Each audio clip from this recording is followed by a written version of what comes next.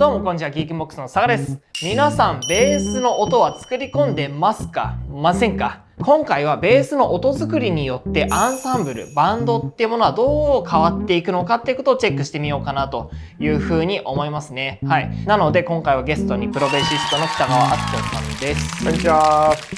あつとです。軽く自己紹介いただけましたら。ベーシストの北川あつとです。普段サポートでベース弾いてます。いろんなアーティストのバックでやったりしてるんですけど、今日は2時3時の VTuber の所属事務所ありますよね。そこのイベントがあるんで、それのリハーサルとかちょうど今日してました。忙しそうですよね。そうだね、ありがたいことに、はい、いやすごいですよ、売れっ子、超売れっ子です。あとスカイハイとか、そうですね、スカイハイとかもやってるし、はい、今日ねレコーディング卓録ってことなんですけど、レコーディングだとねバウンディの怪獣の花歌とか僕弾いてるんですけど、そんな感じで今日は僕のノウハウを、音作りのノウハウをプロさんにお届けできたらなと思います。嬉しい。今回はその EQ、コンプ、ドライブ、プリアンプっていうこのベーシストにとって音作りの核となる部分、この4つの使い方だったり、これでしっかり音作りをした後どんな音になったのかっていうことが1個と、あとそれやんなかった全くドライで撮ったらどうなるのかっていうこの比較もやってみようかなっていうふうに思います。はい。音作りするとこんなに良くなるんだよっていうことを伝えられたらいいなと思います。この動画を見た後、あなたはベースの音作りが上手くなってバンド全部が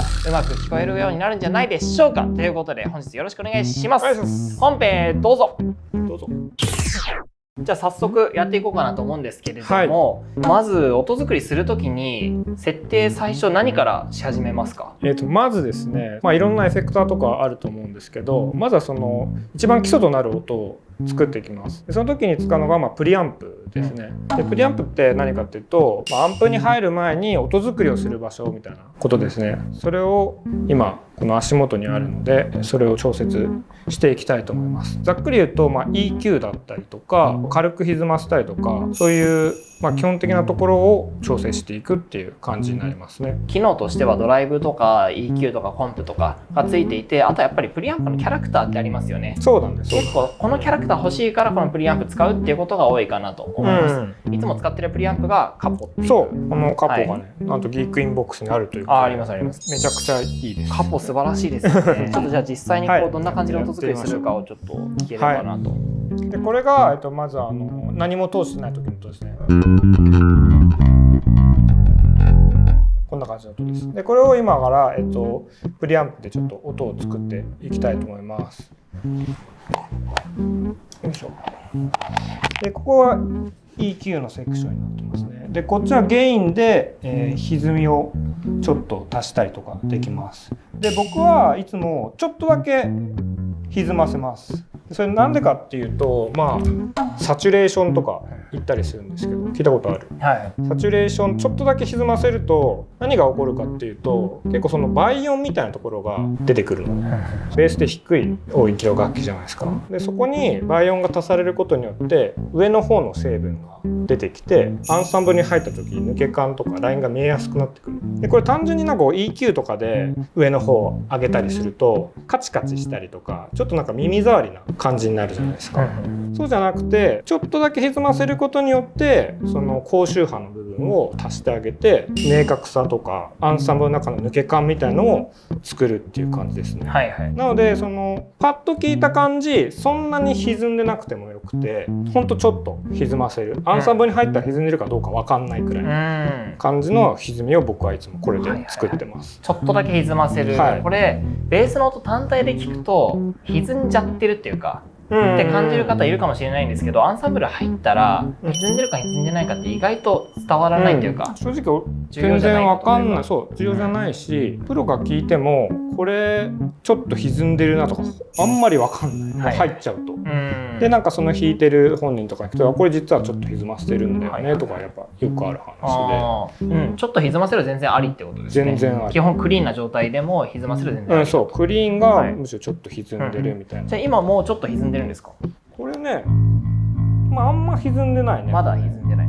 ちょっと歪んでんのかな。ちょっと歪んでるかもね。あ、本当ですか？僕にはいや歪んでないですねっていう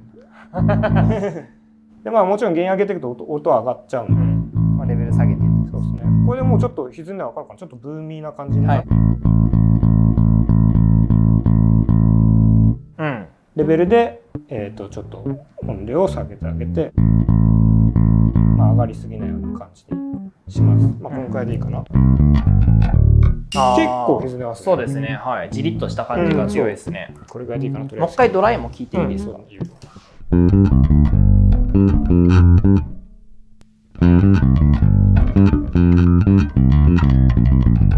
これ結構分かりやすくちょっと今そうですね。さちってるって感じで、普段はもうちょっとこう下げ目でやったりもするし、もうちょっと下げてるかもしれないね。はい。でも全然これくらいでもあるわけですよね。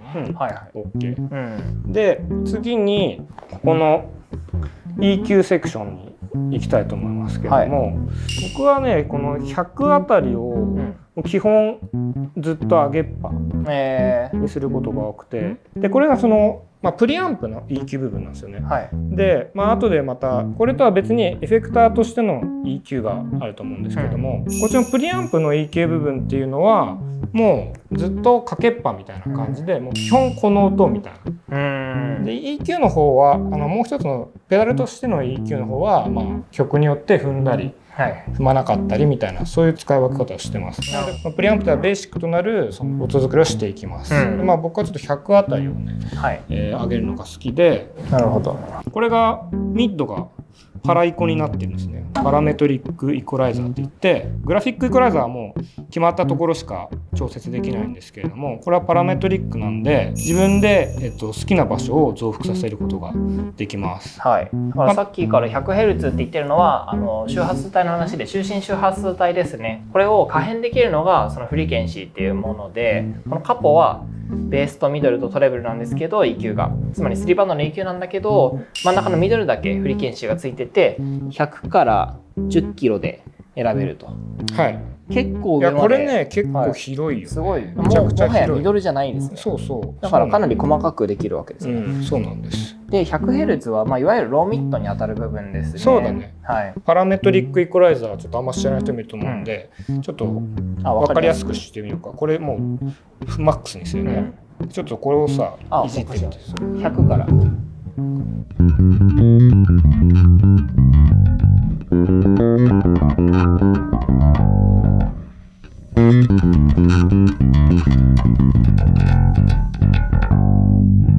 そう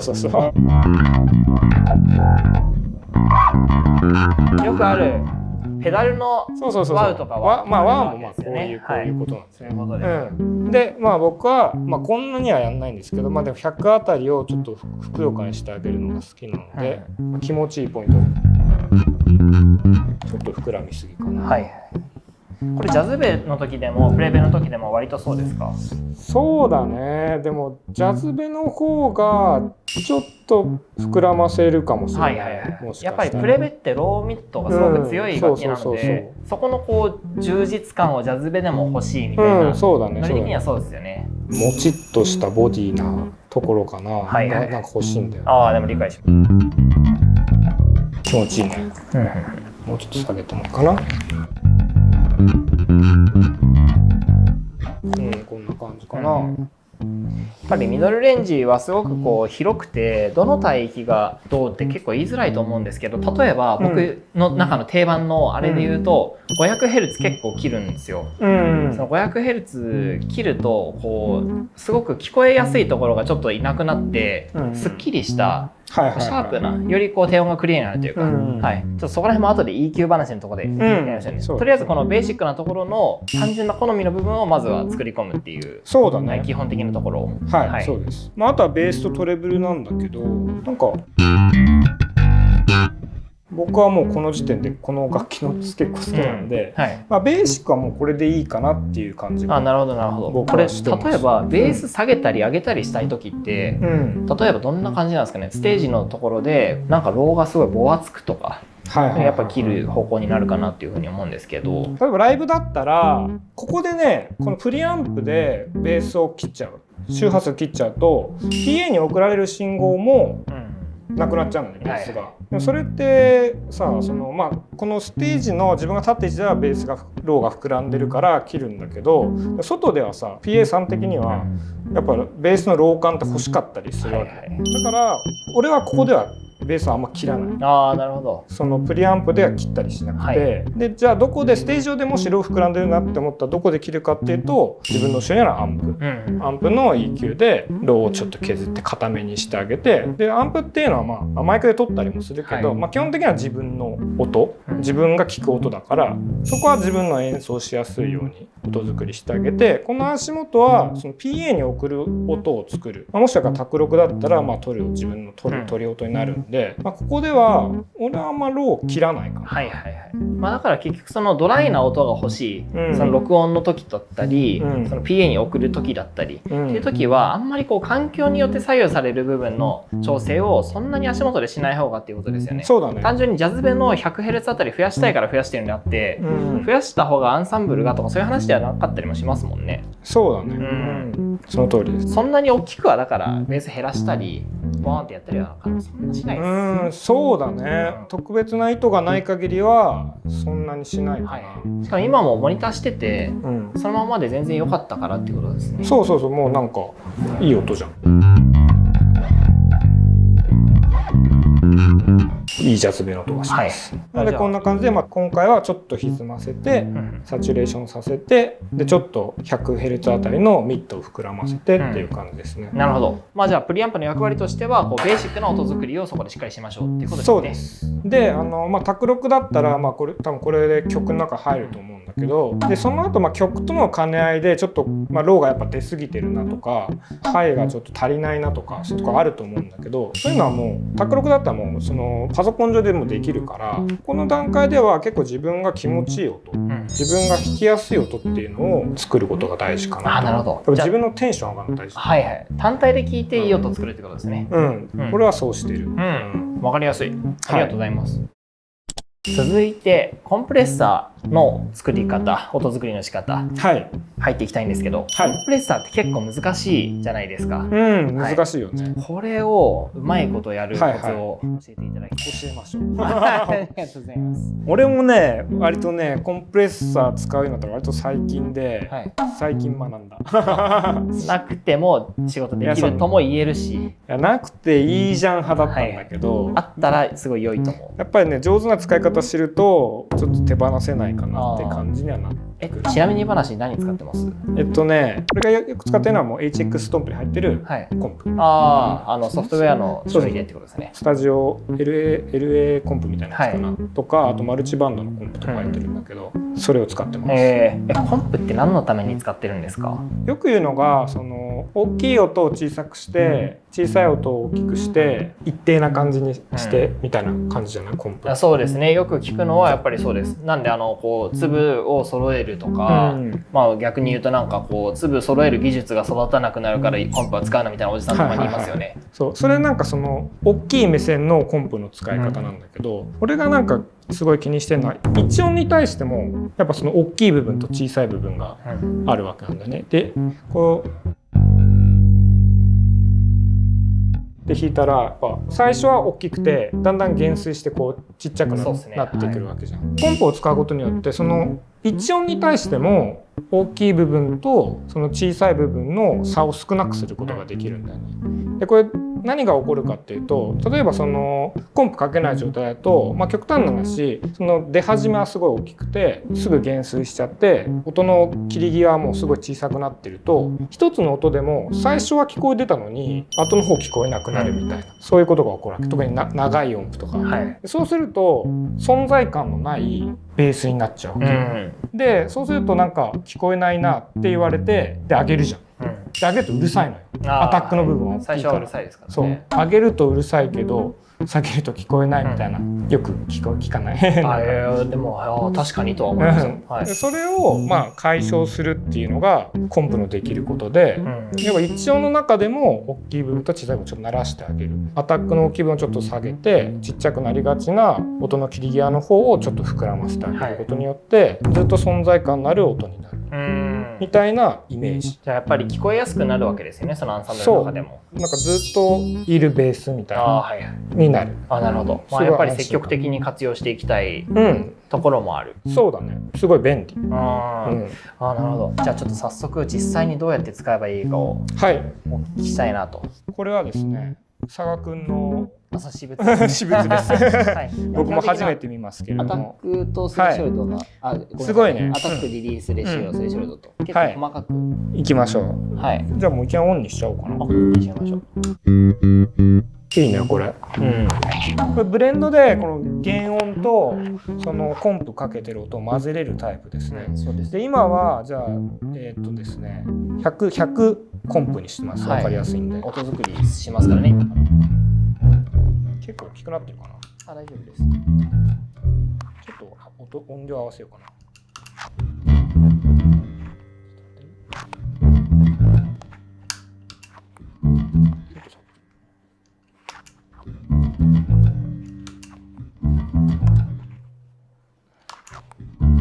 今回かな。あ、これもうかかってる。そうです。かかってますね。はい。なんでこれスレッショルドっていうのは何ですか？ちょっと待って。はいはいはい。でまずこの説明していくとスレッショルドっていうのはここまで来たら音を潰しますよっていうボーダーラインみたいなことです。でスレッショルドが高いとなかなかコンプがかからない。はいでスレッショルドをこう低くしていくと小さい音でもコンプがかかる。潰すってことね。よりエフェクトがかかるそうだね。範囲すごい滑ってるよね。すごいでこのメーターはこれだけ潰してますよっていうのをそうですね。教えてくれてるわけで、全然潰れてない、これは全然コンプに引っかかってる、はいでこれでだからスレッショルドでどれくらいの音にコンプをかけようかなって決めるわけ、まあだから例えばそのすんごい大きい音にだけかけたいっていう人は値が高めのところに来て、そうそうそうそう割と全体的にかけたい人はもっと低いところからかけ始めるわけですよね。そうだね。で俺はなんだけど、ここで割と強めにかけちゃいます。あはい。全然かかんない。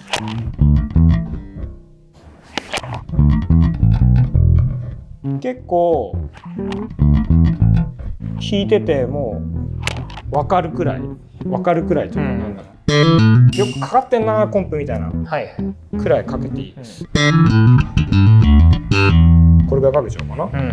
でかけます。はい。で次にこのレシオっていう部分ですね。でレシオはそのスレッショルドってそのボーダーラインを決めたじゃないですか。そのボーダーラインより上のはみ出た部分をどれだけの割合で潰すかっていうことなんですね。だからその例えばこのスレッショルドのラインから10飛び出てる音があります。レシオはまあ割合なんだけど、例えば2対1っていうレシオだったらその10出た部分を2分の1にする。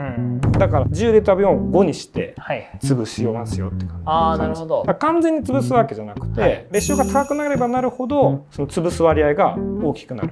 2対1だったら半分だけど10対1だったら10分の1になる。なるほど。じゃあそういう意味でどんだけ強く弾いたり弱く弾いたりしても全然音変わんないような状態にはならないわけですよね。そうだね。その具合が選べるわけですから。まあ、もちろん変わんないようにもできるけど、もうスレッショルドめっちゃ下げて、そのレシオもマックスにしちゃう。まあそうするとリミッター的な使い方なんだけど、そうするともう全部ヌーンっていうヌーンって音にはできるけど、まあちょっと今はそういう使い方しないで。単純にこうコンプレッサーの効きの強度というか、スレッショルドがどこからコンプレッサー効かせるかっていうものだとしたら、レシオはその効き方の強さというか、そうっていうことですよね。そうです。はい。でこれは 1.5 対1から20対1があるのか。はい。やっぱり今真ん中やね。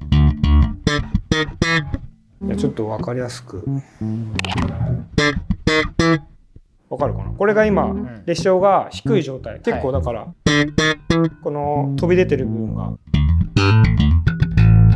よく聞こえるよね。でこれを20対1まですると結構潰れます。わかるかな。で僕はもうじゃあ20対1にします今日は。はいはい。結構潰しちゃいます。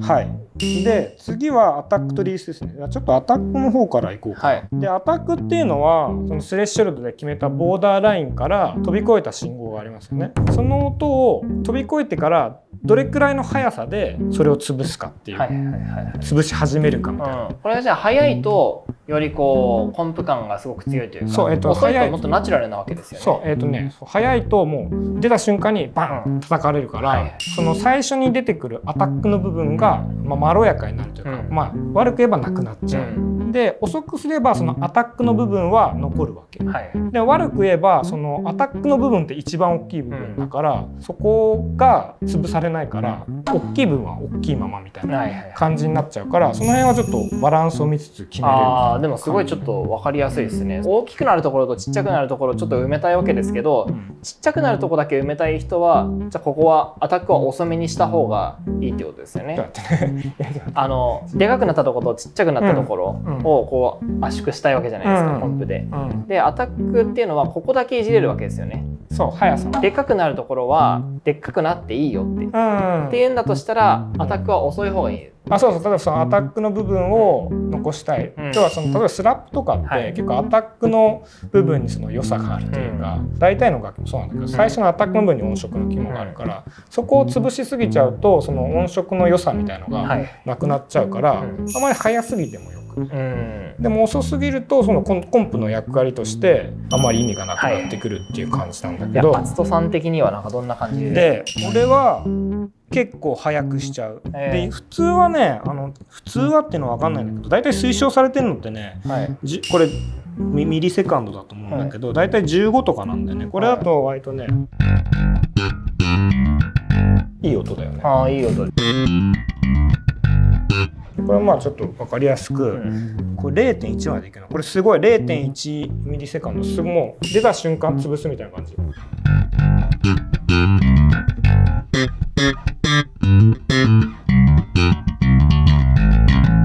みたいな感じ、で俺はもうこれにしちゃう。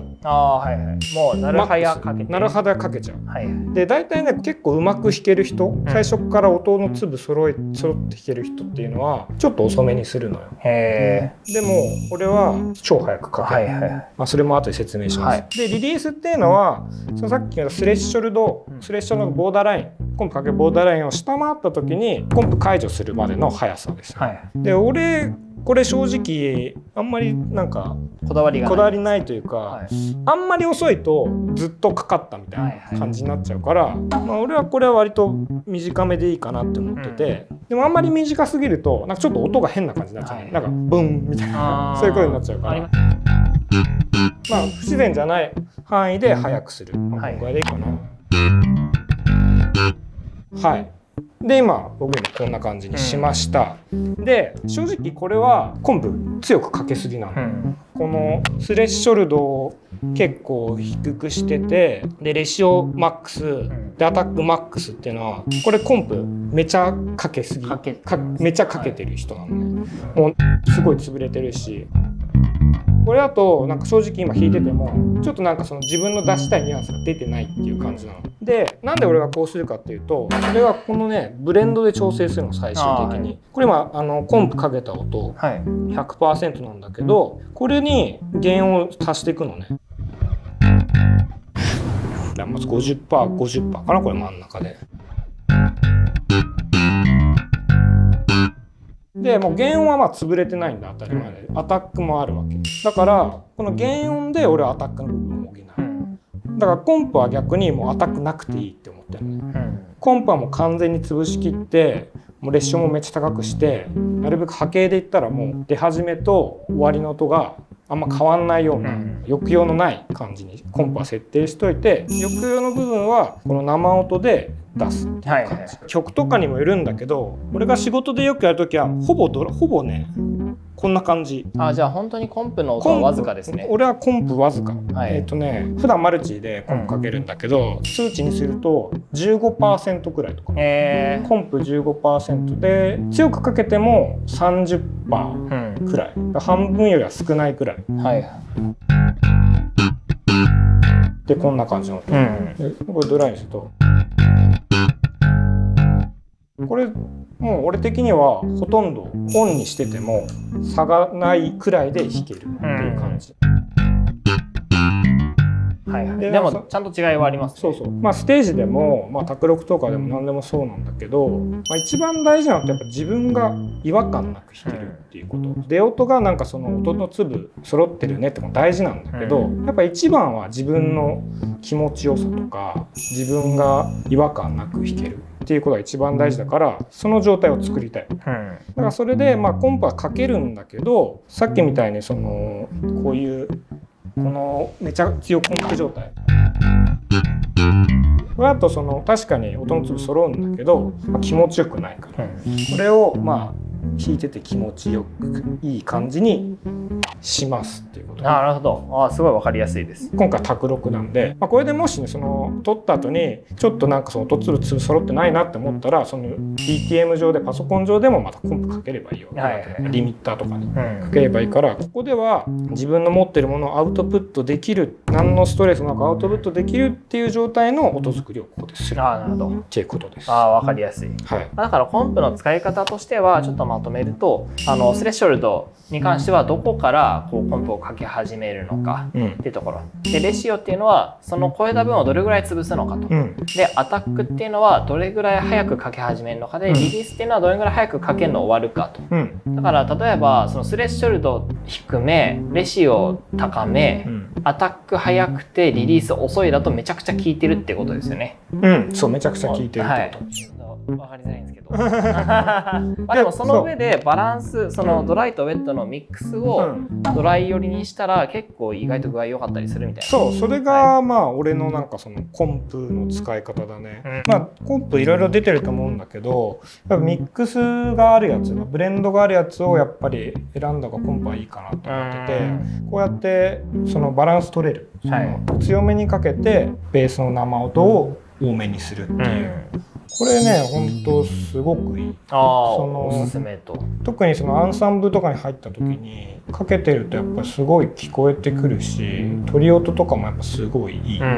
で自分的にはほとんどかけてる感覚も少ないし、すごくねおすすめです。これがコンプの正解なんじゃないかなって俺は思ってる。なるほど。強めにかけて原音多め。じゃあこのスレッショルドレシオ、アタックリリースと、あとはバランス、ここがついているコンプレッサーを買うとよろしいのではないでしょうか。おすすめです。はい、じゃあ続いてなんですけれども、イコライザー。イコライザーいきましょう。イコライザー、アンプにもついてるので、多分一番こう触れる機会が多いエフェクトというか、ものだと思うんですけど、音作りでまあ積極的にこう活用したいなというところで、どうしたらいいですか、つとさんと。そうですね。まずそのまあさっきもねプリアンプの部分でもやっぱイコライザーあったと思うんだけど、まあこういうふうにね別でイコライザー用意するっていうことは、まあオンオフもできるから、まあ例えばスラップの時に踏むとか、そういう感じで俺は使ってます。だからそのさっきプリアンプで、まあ、メインとなる指弾きの音はプリアンプでもう作ったから、このオンオフできるイコライザーでは例えばスラップの音だったり、まあ、ピックビキなピックビキの音だったり、印象の違う曲調の時のなんか一時的なものとして僕はこういうイコライザーは踏むことが多いですね。なるほど。じゃあもうスラップの時だけこっちに変えるとか、ピックの時だけ変えるとかが多いわけですよね。が僕は多いです。なるほど。ちょっとじゃあ基本的なところから聞きたいんですけど、大きくこう分けた時に、こうイコライザーのベース、ミドル、トレブルってあるじゃないですか。ベースって何が変わるんですかね。もちろん低音域変わるんですけど、どういう時に足したくなって、どういう時に減らしたくなるというか、減らすべきというか。そうだね。どういう時だね。例えばなんかこうベースが足りないとベースじゃなくなっちゃうじゃないですか。そのアンサンブルの中でベースって低い音域になってるから、低音が足りてないとそのベースじゃないんで、ここはやっぱり過不足なく調整したいですよね。そうだね。低音がまあ足りてないっていう状況はやっぱ避けたい。まあただ俺の経験上ノー EQ で、ノーイコライザーで出してあまりにも足りてないなっていうベースはそんなにないじゃない。あんまりないんだけど、まあでも全然足してあげてもいい、気持ちいい感じ。あとまあその奏法とかにもよるよね。例えばさっきスラップの時に踏んだりするって言ったけど、例えばやっぱこう指弾きで出てるこのローエンドとこののなんかそのスラップで出てるローエンドがやっぱちょっと印象が変わるじゃん、でもしそのスラップする時になんかちょっと腰高になっちゃうなって思うんだったら低音を足してあげるとか、そういう使い方できるよね。ああなるほど、はい、奏法によって変えたりするっていう場合はそういう風な奏法に合った EQ をしてあげる。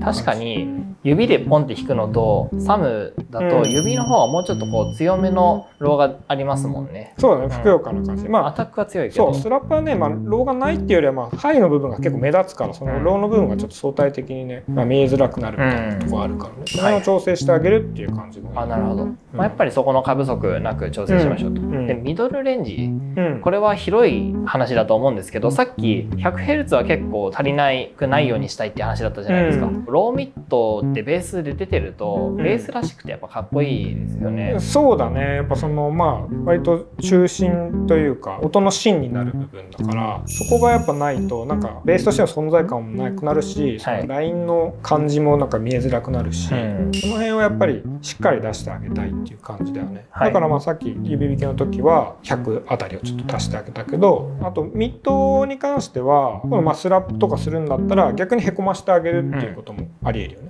さっきなんか500くらい削る。そうです、僕は500削る派ですね。とかそういうこともできるわけ、その辺もだから削ることによって、ミッドを削るってことはローエンドとハイエンドの部分が逆に目立つっていう、削るってことは削らない部分が目立つってことだから、そういう使い方もできるっていうことだ。これって逆もそうですよね。サドースキーとか、ベースとトレブルだけ EQ ついてるじゃないですか、あれ上げていくとやっぱドンシャリになるんですよね、こことここ上げたらここ谷になるじゃん、すごく相対的なもんなんですよね。そうだね、そういうことです。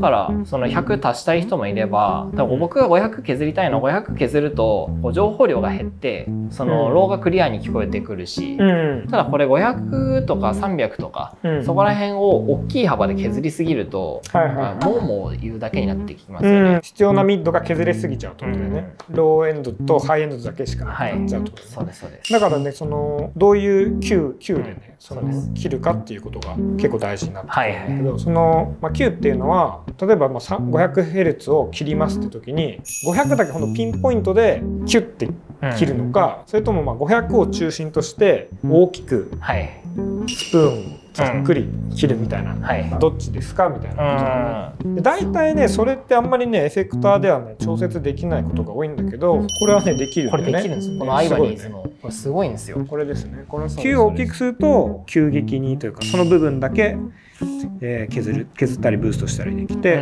Q を小さくするとそこを中心として大きく膨らませたり削ったりすることができるってことね。だから僕は本当に500削りたいだけなんで、結構狭めの Q でグイーンって削りますね。なるほど。でもこれって逆もそうで、ミドル削りすぎると、聞こえなくなっちゃうって話じゃないですか。っていうことはロー出しすぎても聞こえなくなっちゃうってことですね。ミッドがね、ローが強調されすぎちゃうないので、やりすぎると良くないっていう。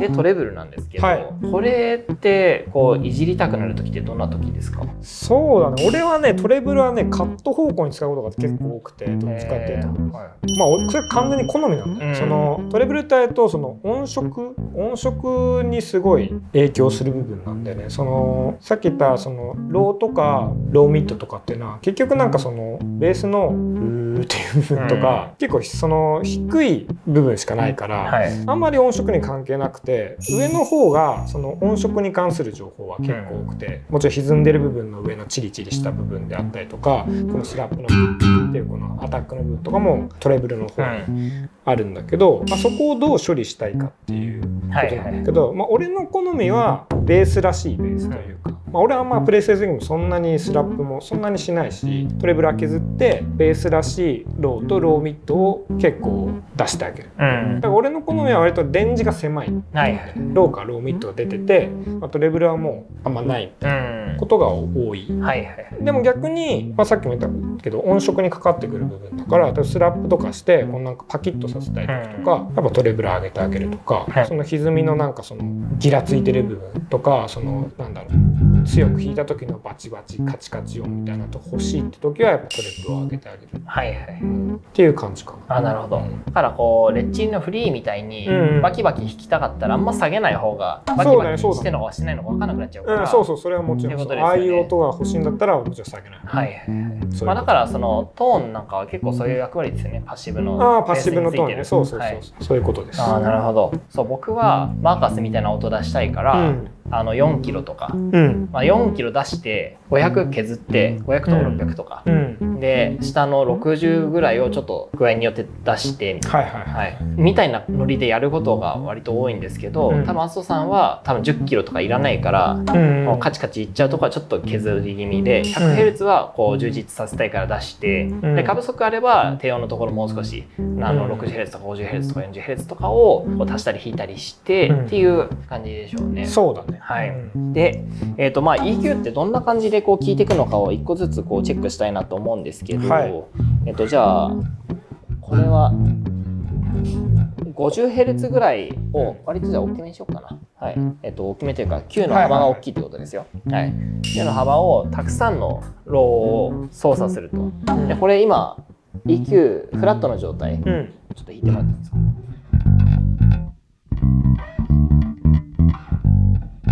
例えばこれを削ると、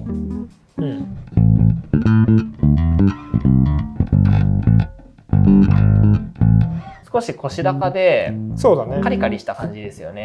じゃあこれ上げるとどうなるのかと。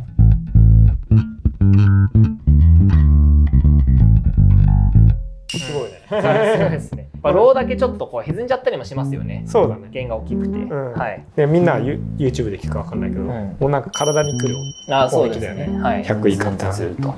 なんでこれちょっと僕の個人的な話でいいですか。ちょっと上げ気味で40とかよりちょっと上のところやるのが僕は好きですね。ちょっと足すと。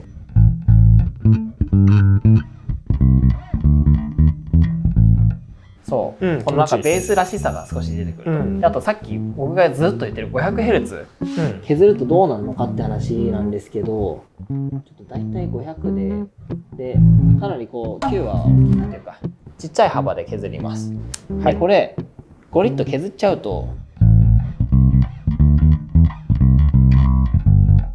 分かりづらいかもしれないんだけど、これ上げるとですね、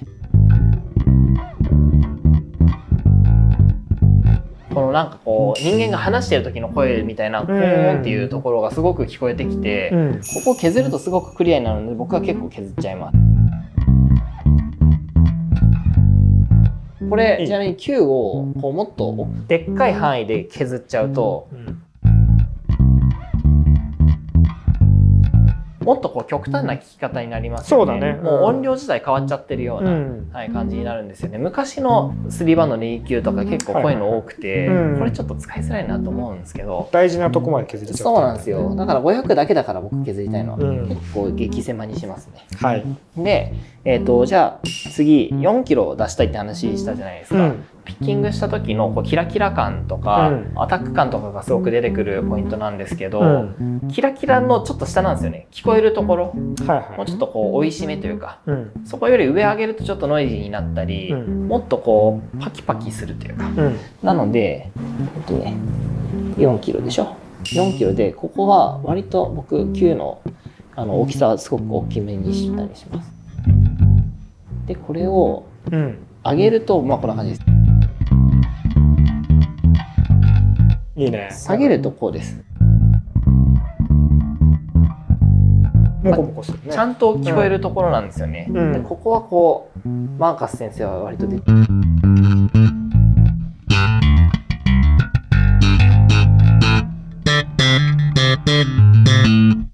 この感じのノリが割と僕基本にあって、でも上上げると下が聞こえなくなってくるんで、こう下ちょっと上げてみるんですよ。でもこのバランスが割とあるかなっていうふうに思いますね。500中心に下げてってももうアタックの下のところもいなくなったりするんで、そこはいなくならない程度に、切るのが僕は結構おすすめです。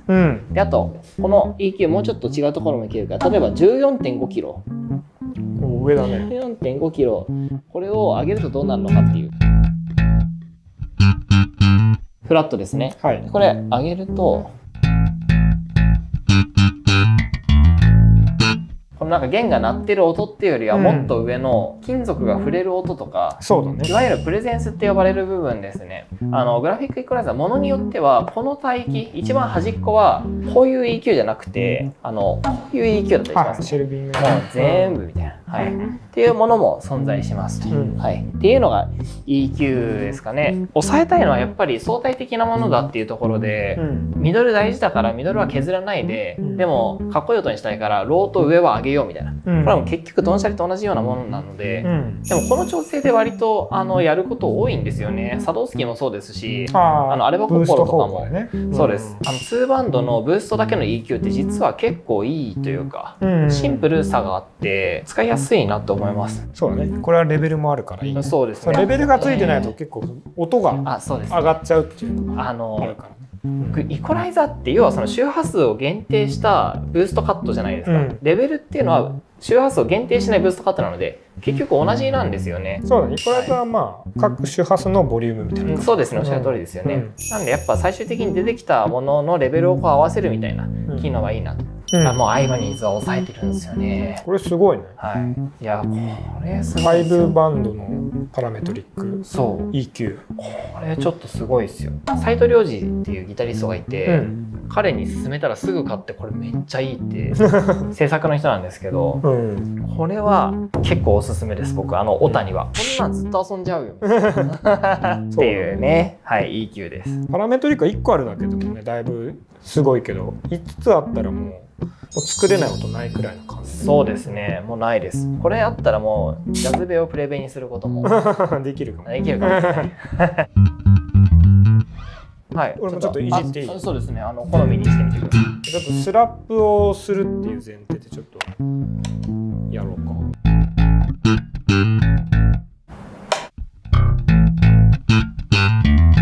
佐賀くんが作った音いいね。なんか人がやったやつってなんかよく聞こえるんですよね。なんかいいね。ちょっと普通にいじってていい？もちろんもちろん。ここはいじってないんだっけ？そこはいじってないです。ここはいじってないのか。ここはいじったのか。こいつとこいつとこいつだけ。その50ぐらい出して500削って4キロ出してるっていう。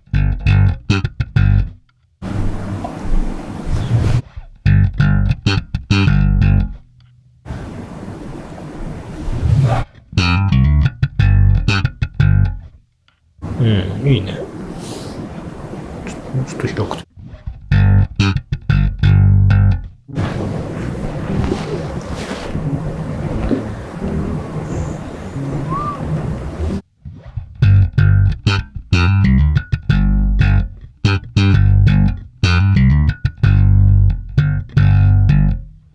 こんな感じでいきましょうか。よかったですか。いい感じです。大体佐賀くんの音でよかった。なんかかっこいいですね。であとはちょっと次歪みいくけど、歪ませた時ここに今ね順番もあるんだけど、EQ 最後に入れてるから、音色の最終調整的な意味でも入れてるから、歪ませた時にもちょっともしかしたら後で調整するかもしれないけど。そうですね。ドライブやっぱ音変わりますからね。いやちょっとやっていきましょう。はい。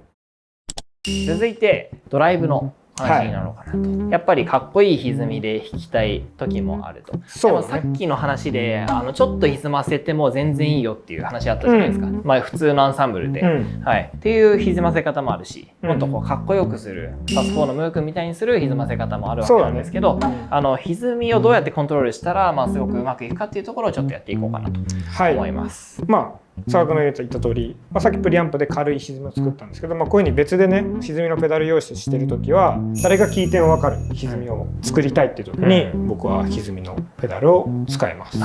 歪んでるなってなってほしいわけです。なってほしい。多分これ2個ドライブペダル置いてる人もいると思うんですけど、多分サチュレーション用と強めのドライブ用とっていう、とかね。あとはアンプっぽい歪みと、あとなんかエフェクターっぽいなんか今時なんていうの、ダークグラスっぽいやつとああいうのが欲しい人と、両方使い分けたりとかね、そういう人もいるよね。100種類ありますからね。もう歪みはいろいろありますけども、今日はこのトライバルゲイザー、ASP ギアのギークボックスとのコラボ品ですね。これ、すごい好きで初めて使います。ありがとうございます。じゃあちょっと早速オンにしていきましょうか。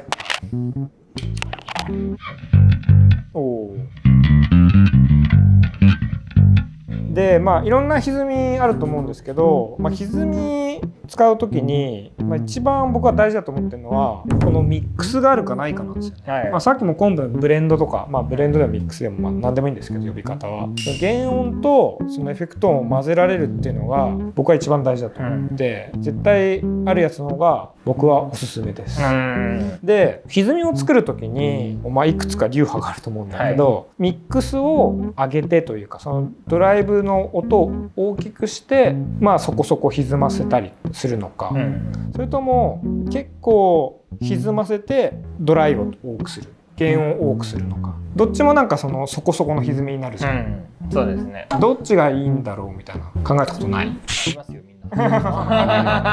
これね、僕はちょっとある一定の回答があって、それはですね、僕は結構歪ませて原音を多くする、さっきのコンプと一緒ですね。がおすすめです。でこれなんでかっていうと、やっぱり歪みって原理的には可入力じゃないですか。大きい音を入れて歪んじゃってるみたいなことなんだよね。これで何が起こるかっていうと、歪みって大体コンプと同じことが起こるんだよね。その歪ませると大体もうアタックというか、その音が潰れるんだよね。潰れてのぺーっとした音像になっちゃうんだよね。そうするとそのアタックの出てほしいニュアンスの部分みたいのが伝わんなくなっちゃう。それを補うのが原音なんだよ。なるほど。じゃあ原音でそのニュアンスを確保しつつ、ジャリッとしたキャラクター、サウンドのキャラクターの部分をドライとウェットのミックスでちょっとずつ入れていくっていう。そうなんです。で、あとは例えば歪ませてスラップするとかも結構よくあるじゃん。でそういう時にウェットが多い、歪ませてる音が多いと、スラップのこのプルのアタッキーな部分とかも潰れちゃうんだよね。そうするとなんかスラップの良さみたいなとこもなくなっちゃうから、やっぱ原音で補ってあげたいっていう感じ。わかりやすい。すごくロジカルでわかりやすいです。なのでそんな感じでちょっと音を作っていこうかなと思います。だから基本的にはドライブはすごくシンプルな。そうだね。もうこれドライブに対してね EQ もついてて、いろいろできるって感じなんだけど、もうだから試しにちょっともうドライブ全開にしようかな。でこれでミックスはこれもう全開にするとちょっと音大きくなりすぎるからちょっと下げるんだけど、こんな感じですね。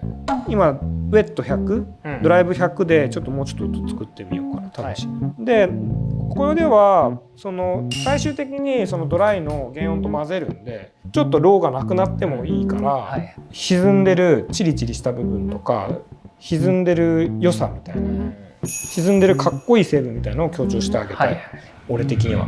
ベースの音として成り立たせるかつ歪ませるじゃなくて、こっちの場合は積極的に音作りして、しちゃう。もう混ぜる前提だから。例えばハイとかね。いいね。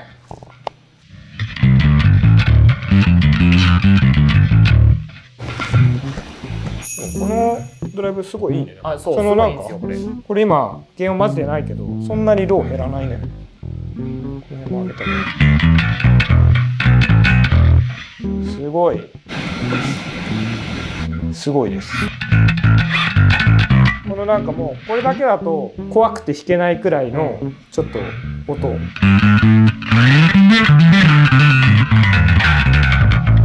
みたいな、試しにこんなすごい激しめのドライブを作ってみて、ここがね原音を混ぜていきます。音量ちょっとちっちゃいね。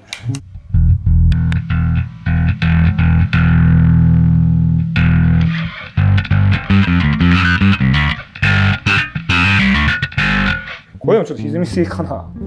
強いですね。結構強いね。もっと原音。そうこれも俺この普段はさっき HX ストンプで歪みは別で持ってるんだけど、HX ストンプのセンドリターンからその歪みつないで、その HX ストンプでブレンド量を調節してる。だいたい激しめに作ってもう歪み 10%、12-3% みたいなことが結構多い。だからこれもかなり下げる。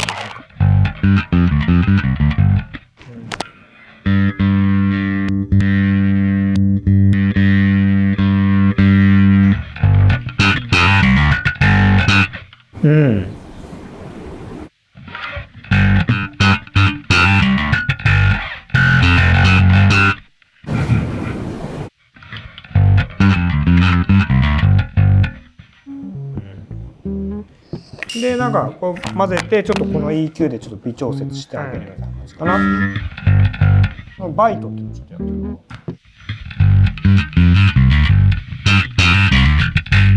う。なんか良さそう。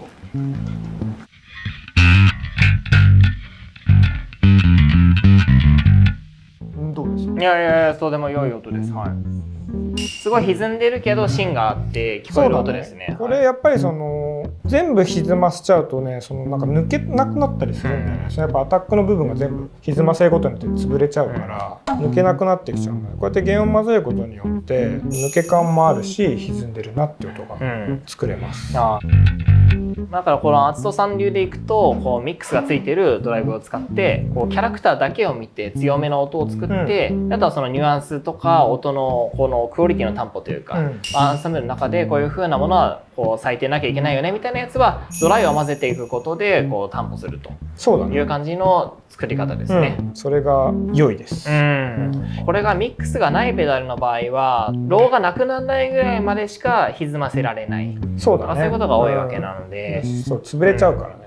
だからこれ外部のさっき言った HX ストンプをミキサーとして使うみたいなやり方はすごくいいなと思いますね。僕たちもビッグマフとか踏みたいじゃないですか。そうはいのこそでも本当になかなかブレンドとかしてあげないと結構難しいよね。単体使うのね。はい。ありがとうございます。これでプリアンプと EQ とコンプとドライブと一通りの音作り聞いてきたんですけど、ちょっとこれ僕の個人的なあれで僕結構逆なんですよ。ウェット多めが好きなんですよね。そうなんだ。なんかその機材のキャラクターを楽しみたい。なんか機材オタ側だから僕。確かに。弾く側じゃないんで。確かに。機材オタはそのね機材の音を存分にこう楽しんでほしいな。なるほど。ドライ多めってだって金かけてせっかく買ったのに10% しか使わない。10%かみたいな。高えなみたいな。そういういろんな考え方あっても大丈夫ですよっていうことです。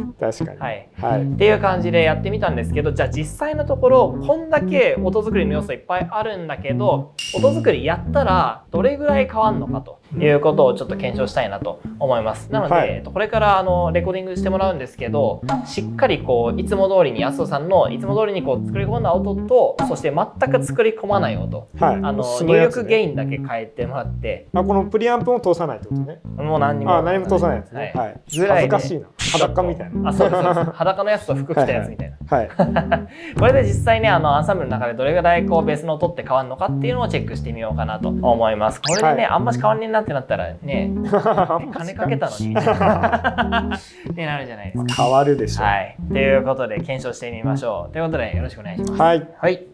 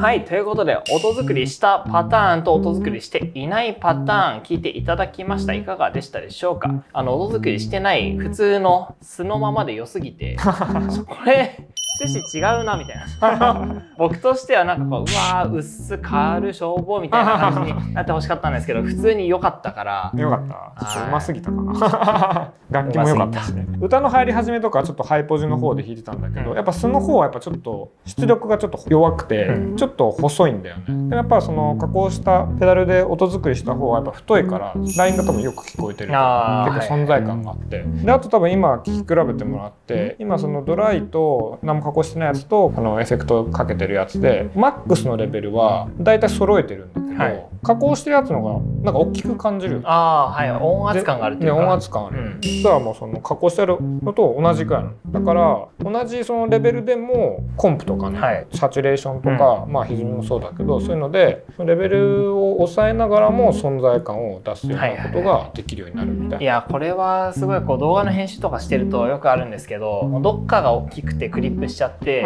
全体下げると声ちっちゃみたいな、なんか YouTube の動画で俺たちのだけ声ちっちゃくねみたいな時あったんですよね。これやっぱ解消するのにこうリミッターつけてとかなんやかんややるんですけど、つまりやっぱり音作りもそういうところがあって、最小限の音量でこう一番大きい効果を得たいなっていう、すごくスマートですよねこれは。そうだね。まあライブとかでもクリップしちゃうとその PA さんも下げるしかないから、こういう風にある程度整えて送ってあげればクリップしないし、もうちょっと聞きたいんだけどな、上げるとでもクリップしちゃうなじゃなくて、ちゃんと上げてもそのクリップしないでよく聞こえるベースみたいなのがこういう風に作れるよね。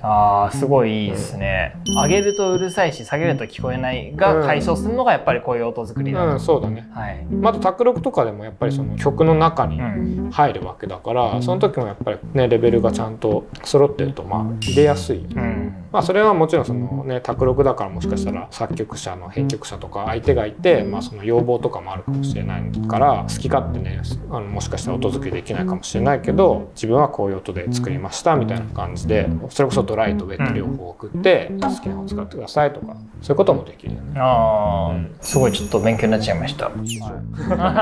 いやなんかもともとはそのコンプって何みたいなすごくこう初心者向けというかエントリーのところ話をメインにして、で音作りした結果こうなりましたじゃんみたいなすごいでしょっていう動画にしようと思ったんですけど、もうちょっと踏み込んだクリップさせないでうるさくもしないんだけどちゃんと音量があって聞こえるベースってどうやって作るのかみたいな、そういう話になっちゃいました。結構内容的には高級だった。いやすげえいい。これはね有料級なの。有料級ってちょっとダサいな。有料級だと思うよ。無料なのでそういった情報がアストさんのチャンネルとかその Twitter とか Instagram とかねフォローしてると得られるので、皆さんぜひぜひチェックしてみてくださいということです。はい、本編終わり。はい。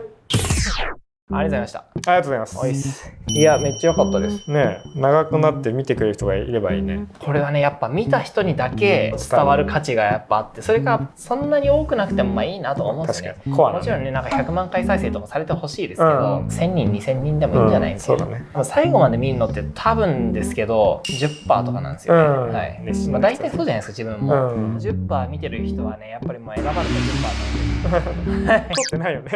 撮ってますよ。撮ってんの？はい。ぐだぐだ話して終わるっていう。なるほど。はい。もうオフのつもりだった。オフみたいなもんです。なんか直近のライブあるんですよ。いつですか？3月21日に金曜日ですね。どこでですか？三軒茶屋のグレープフルーツムーンっていう、素敵な素敵なおしゃれなお箱でいいっすね。やります。でメンバーはまあ僕と鍵盤2人なんだけど、宮脇くんっていうことはあと佐藤雄大さん先輩なんですけど、あとドラムも若手でレントくんすごいうまいこと、あとねゲストボーカーで稲泉凛ちゃん、素晴らしいシンガー。凛さんペルソナもやってました。やってたやってた、やってるんじゃん。僕なんかひっそり知ってて。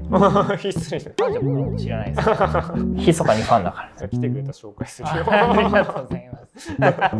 っていうライブがあるので、ここまで見て、でアツトさんこんな感じでやってるんだみたいなやつを実際じゃあ現場でどうやってんのかっていうのを知るとめちゃくちゃいいと思うんですよね。こういう裏側の話とで実際にじゃあショーとしてこうやってますって話どっちも見ると立体的に理解できるから、なんか僕は結構そういうのおすすめですね。うちのチャンネル出てくれてるミュージシャンの方々いっぱいいるじゃないですか。タモンさんとかもそうですし、岩永さんとかもそうですけど、そこら辺のライブとかセッションとか行くとなんかまた全然違う姿が見えてきたり、なるほどあれこうだったんだみたいな。全然こうもっと深い解釈ができたりすると思うので、とてもおすすめですね。そのライブ行ったらあずとさんと飲めるんですか？俺は車だけ飲めないけど、でもお茶は何でも聞いててもいっぱいお話ライブにキッズ来ます？ベースキッズ。ベースキッズ来るよ。あ、本当ですか？多くはないかもしれないけど、はいはいでもなんかベースやってるな。いやーでもせっかくなんかギークインボックスのチャンネルでなんかこの話したんだから、なんかベースキッズ行ってほしい、僕的には。はい、ぜひ、もし来れなくてもYouTube チャンネルでオリジナル曲結構上げてるんで、